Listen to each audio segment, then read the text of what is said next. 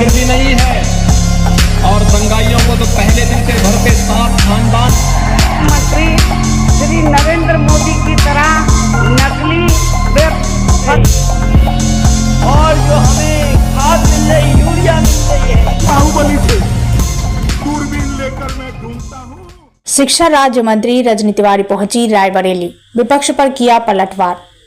केंद्रीय बजट को लेकर विपक्षियों की बयानबाजी का जवाब देने प्रदेश सरकार की उच्च शिक्षा राज्य मंत्री रजनी तिवारी रायबरेली पहुंची हैं। यहां उन्होंने केंद्रीय बजट को लेकर विपक्ष के उस बयान का सिलसिलेवार जवाब दिया जिसमें कहा गया कि उत्तर प्रदेश को कुछ नहीं मिला है। उन्होंने जवाब देते हुए कहा कि वित्त मंत्री ने मोदी सरकार के तीसरे फेज में जो बजट जारी किया है उसमें उत्तर प्रदेश को 2.44 लाख करोड़ दिए गए हैं, जिससे इंफ्रास्ट्रक्चर से लेकर रेलवे सुधार व गरीब मजदूर, किसान, महिला व मध्य वर्गीय कल्याण शामिल है। इस दौरान राज्य मंत्री ने विपक्ष को जवाब देते हुए ताजा बजट में हर वर्ग को लेकर किए गए प्रावधानों को गिनवाया। स्टार न्यूज प्लस के लिए उत्तर प्रदेश के रायबरेली से अंतिम सिंह चौहान की रिपोर्ट। माननीय वित्त मंत्री सीतारमण जी के द्वारा मोदी जी के तीसरे फेज की सरकार का पहला बजट आया और वो बजट सर्वस्पर्शी समावेशी है। सभी की है कि देश की 140 करोड़ जनता की अपेक्षाओं पे खरा उतरने वाला बजट। लेकिन कुछ लोगों के द्वारा कहा जा रहा है कि उत्तर प्रदेश को क्या दिया गया। हमारी डबल इंजन की सरकार ने लगातार काम किया और फिर से जब तीसरे फेज की सरकार बनी है तो उसमें भी उत्तर प्रदेश के लिए क्या दिया गया, इसको लेकर के हम आप लोगों के बीच में आए हैं। केंद्र सरकार के बजट में वित्त मंत्री ने उत्तर प्रदेश के विकास हेतु 2.44 लाख करोड़ का आवंटन किया है। इस बजट से राज्य में इंफ्रास्ट्रक्चर, उद्योग और ऊर्जा के क्षेत्रों में महत्वपूर्ण प्रगति होगी। बजट की प्रमुख घोषणाएं, बजट में कर्ज गारंटी योजना से उत्तर प्रदेश को 20 लाख इकाइयों को जीवनदान मिलेगा व 22 लाख नए उद्यमी तैयार होंगे। आपको पता है कि बजट में बहुत सारे प्रावधान किए गए हैं। हम लोगों ने जो अमृत काल में जो संकल्प लिया मोदी जी ने कि किस तरह से हमारा देश आगे बढ़े, उसके लिए कई प्रावधान हैं। युवाओं को नौकरी मिल जाए, महिलाएं सशक्त हों, किसान आगे बढ़े, उसको लेकर के बजट में प्रावधान है।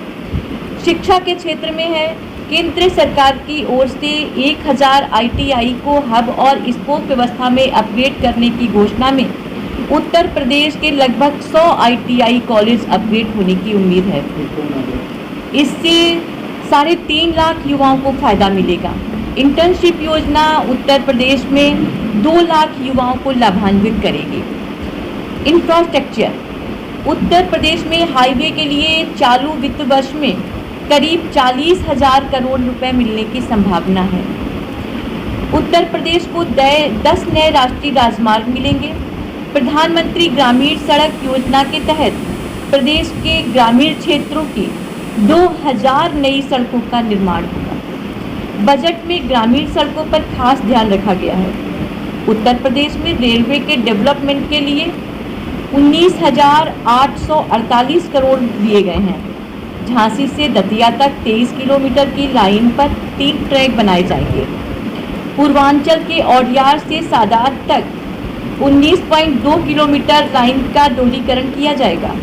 22 किलोमीटर रुदौली से सुहावल तक के रेलवे लाइन को डबल किया जाएगा। केंद्रीय बजट में 12 नए औद्योगिक पार्क बनाने की बात कही गई है। इसका सबसे बड़ा लाभ उत्तर प्रदेश को मिलने की उम्मीद है। यूपी में 2 से 3 नए इंडस्ट्रियल पार्क बनने की उम्मीद है। जैसा कि आपको पता है कि केंद्र के बजट में सभी की उम्मीदों पे खरा उतरने वाला बजट है। सभी के लिए योजनाएं दी गई हैं। हमारा देश आगे कैसे बढ़े, इसके लिए इंफ्रास्ट्रक्चर तैयार किया गया है।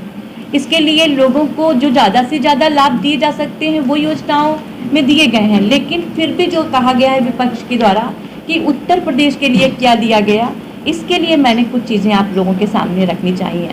प्रधानमंत्री आवास योजना के तहत उत्तर प्रदेश में कुल 20 लाख शहरी प्रधानमंत्री आवास और 25 लाख ग्रामीण प्रधानमंत्री आवास, 2.5 लाख ग्रामीण प्रधानमंत्री आवास मिलेंगे। मुफ्त राशन योजना का लाभ प्रदेश के 15 करोड़ लोगों को अगले 5 साल तक मिलता रहेगा। टैक्स जो आपको पता है कि मध्यम वर्गीय लोगों के लिए बहुत अच्छा किया गया है। नई कर प्रणाली में कर स्लैब पुनर्गठन के बाद 11 लाख राज्य कर्मचारियों को लाभ होगा।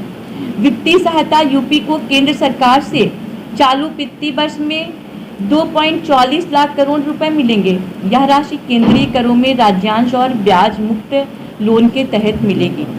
केंद्र सरकार की योजनाओं के लिए उत्तर प्रदेश को अपेक्षित 7,000 करोड़ रुपए के बजाय 11,500 करोड़ रुपए आवंटित किए गए हैं। केंद्र द्वारा प्रायोजित योजनाओं के लिए अपेक्षित 90,000 करोड़ रुपए के बजाय 96,000 करोड़ रुपए आवंटित किए गए हैं।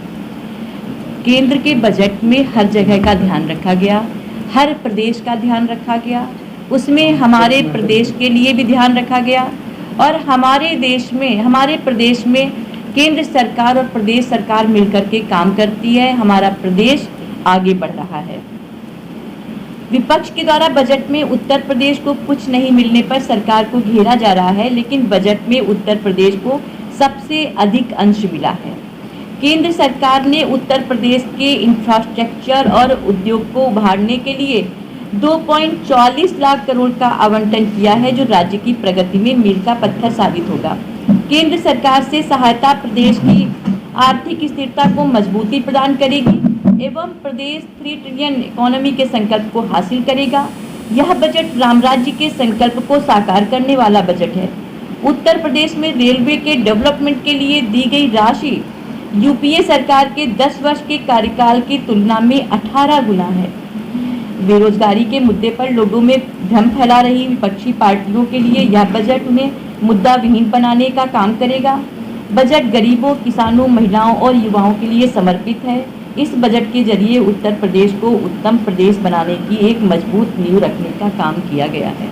जैसा कि हमने आपको पहले बताया कि केंद्र का बजट समावेशी है, सभी का कल्याण करने वाला है। युवाओं के लिए, किसानों के लिए, महिलाओं के लिए, मध्यम वर्गीय के लिए, हर वर्ग के लिए बजट आया है। लेकिन फिर भी विपक्षी पार्टियों के द्वारा क्वेश्चन उठाए जा रहे थे कि उत्तर प्रदेश के लिए कुछ नहीं। हम आप लोगों के सामने उत्तर प्रदेश के बारे में अपनी बात रखने के लिए यहाँ पे आए।